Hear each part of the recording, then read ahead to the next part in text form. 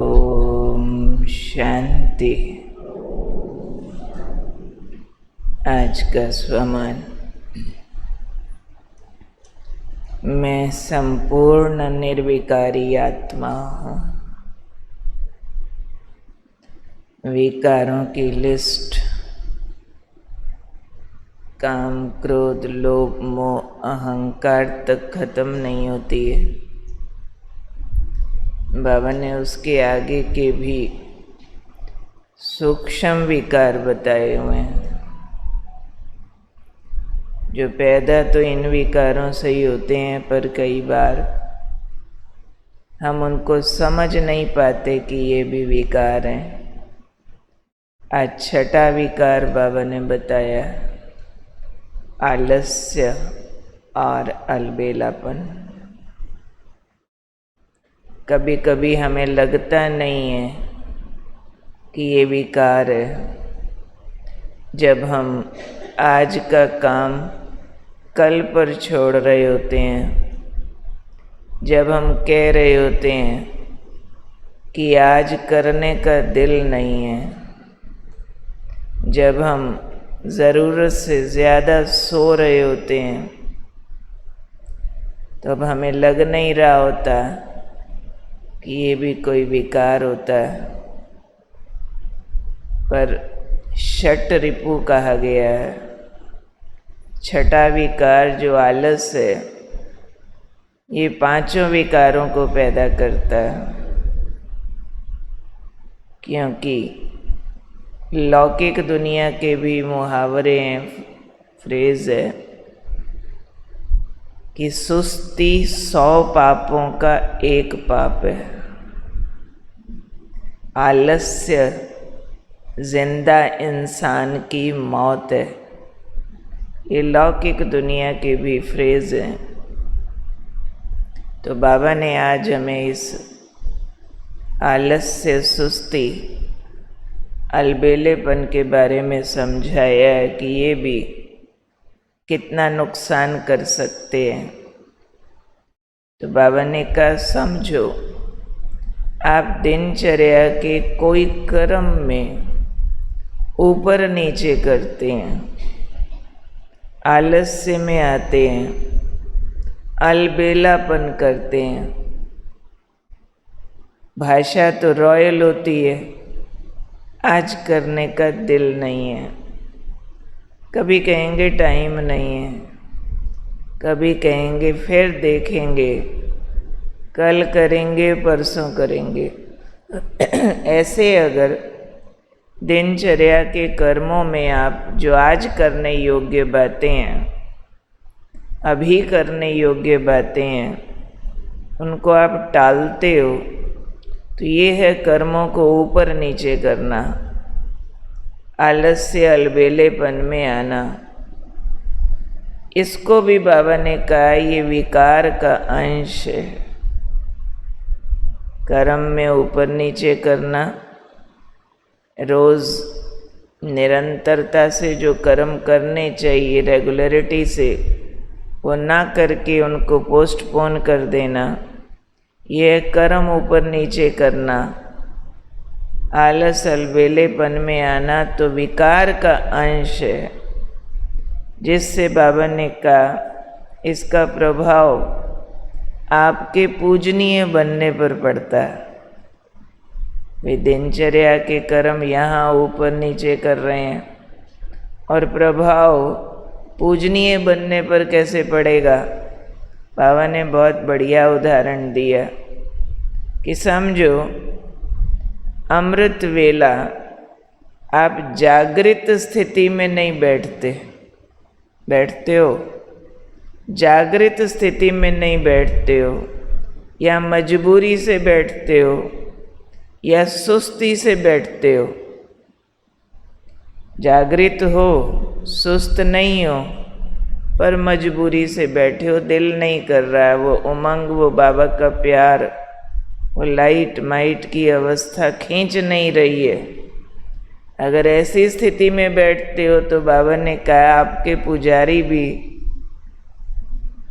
सुबह सुबह आपकी जो पूजा करेंगे वो मजबूरी या सुस्ती से करेंगे। कई स्थानों पर ऐसे होता है, पुजारी उठ के रिकॉर्ड बजा देता है, खुद जाके सो जाता है, या फिर सिर्फ तनख्वाह लेनी है इसलिए आरती गा देगा, पूजा कर देगा, फिर वैसे का वैसा हो जाएगा, अपने कर्मों पे ध्यान नहीं देगा। कोई इष्ट देव से लगन हो, प्यार हो, वो नहीं करेगा।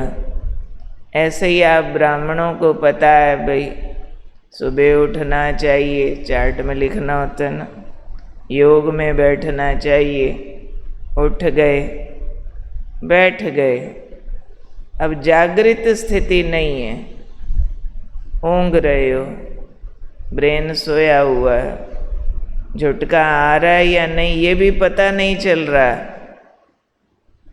चिंतन नहीं कर रहे हो योग युक्त स्थिति का, और विशेष अपने मन को काम देके बाबा से मिलन के अनुभव में जाओ, वो नहीं कर रहे हो, तो इसको कहेंगे सुस्ती और मजबूरी। तो ये मजबूरी आपके पूजनीय बनने पे असर डाल देगी। बाबा क्या करते हैं कि मंदिर तो बहुत होते हैं, लेकिन सब देवी देवताओं की पूजा एक जैसी नहीं होती है। किसी की रोज होती है, किसी की हफ्ते हफ्ते होती है, किसी की साल 6 मास में एक बार होती है। किसी मंदिर में तो चूहे घूमते रहते, पुजारी सफाई भी नहीं करता। उधर आबू में एक मंदिर है, उस मंदिर में नाम है सुत्ती देवी का मंदिर। वो देवी सोई रहती है। एक चूहों वाली देवी है, वो भी राजस्थान में कहीं है। उस मंदिर में अपार चूहे होते। आपको उन चूहों के बीच जाके ही आरती पूजा करनी पड़ती है। वो प्रसाद पे भी घूमते रहते। कहते किसी से एक चूहा अगर मर जाए वहाँ पैर के नीचे आहू के, तो उसको सोने का बना के दान देना पड़ता। अब बताओ, है तो देवी बेचारी, पर इतना गंदगी में रही होगी कभी जो उसके मंदिर में भी चूहे ही चूहे घूमते हैं। और कोई इतना सुस्ती में रहा होगा संगम युग पर, जो उसका सुत्ती देवी का मंदिर बन गया, सोई हुई है। हाँ, कहते वो मूर्ति भी सोई हुई मूर्ति है। अब देख लो हमने अपनी पूजा कैसे करानी है, रोज़ करानी है। कोई रोज़ अमृत वेला करते हैं, कोई वार त्योहार पे करते हैं, कोई जब उठा गया तो उठ गए, ना उठा गया तो नहीं उठे, कोई फर्क नहीं पड़ता। ऐसे वाला भी करते हैं। तो खुद को देख लेते हैं हम किस लिस्ट में हैं भाई, कौन सी लिस्ट में है अमृत वेला। कल चेक करना। कल तो विधिवत अमृत वेला करके दौड़ दौड़ के सबको 5:30 तक आ जाना। ये जून महीना, ऐसे तो बहुत आ भी जाते हो, लेकिन सारे कंपटीशन में आ जाओ। हेल्दी कंपटीशन है ये, रीस नहीं है, रेस है कि हमको विधिवत एकाग्रता से मुरली से पहले कम से कम आधा घंटा लाइट माइट की स्थिति में बैठना, कम से कम।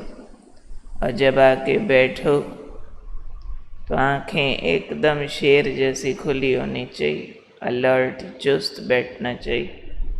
बैठक का भी बहुत महत्व होता है हमारा, इसलिए आज बाबा ने कहा है संपूर्ण निर्विकारी बनने के लिए आलस्य और अलबेलेपन का भी त्याग करो।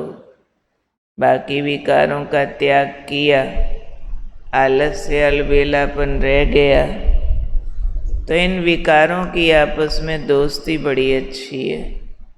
ये बाकी विकारों को भी बुला लेंगे फिर। इसलिए ये छोटा विकार पर बहुत खोटा, इसको भी मारने पर पूरा सतर्क रहना, जाने नहीं देना कि छोटा दुश्मन है, तू जा, तेरी कोई बात नहीं। छोटे को भी खोटा समझते हुए उसको भी ख़त्म करना है, तब संपूर्ण निर्विकारी का टाइटल मिलेगा। ठीक है, कौन हूँ मैं? संपूर्ण निर्विकारी आत्मा। क्या करना है? दिनचर्या का कोई भी कर्म ऊपर नीचे नहीं। दिनचर्या में जो डिसिप्लिन, जो मर्यादाएं हैं, चेक करो एक्यूरेट पालन होती हैं, सब चेक करो। पहला दिनचर्या का जो हमारा डिसिप्लिन है, अमृत वेला। फिर मुरली क्लास, विधिवत क्लास में आके डायरी पेन लेके स्टूडेंट बन के सुनना और उसका होमवर्क लेना, फिर ट्रैफिक कंट्रोल करना, फिर भोग लगाना, फिर आत्मा भाई भाई की दृष्टि से देखना, फिर नुमा शाम करना, फिर रात्रि को चार्ट चेक करके आधा घंटा साइलेंस करके सोना, बाबा के साथ वतन में जाके सोना। क्या ये दिनचर्या एक्यूरेट पालन होती है या टाल देते हैं? आत्मा देखना तो चाहिए, देखेंगे, ध्यान रखेंगे।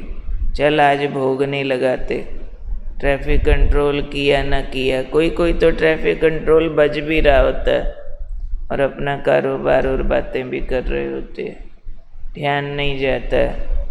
तो चेक करो, मेरी संपूर्ण निर्विकारी पने की स्टेज में ये वाले पॉइंट, दिनचर्या का हर कर्म ठीक टाइम पे जगना, टाइम पे सोना, ठीक टाइम पे होता, समय पर नाश्ता, लंच, भोजन करना, आगे पीछे ऊपर नीचे न करना।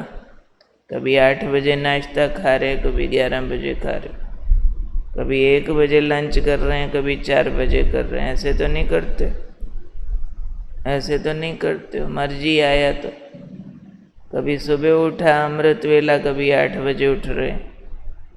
चेक करो, ये भी विकारों का अंश है।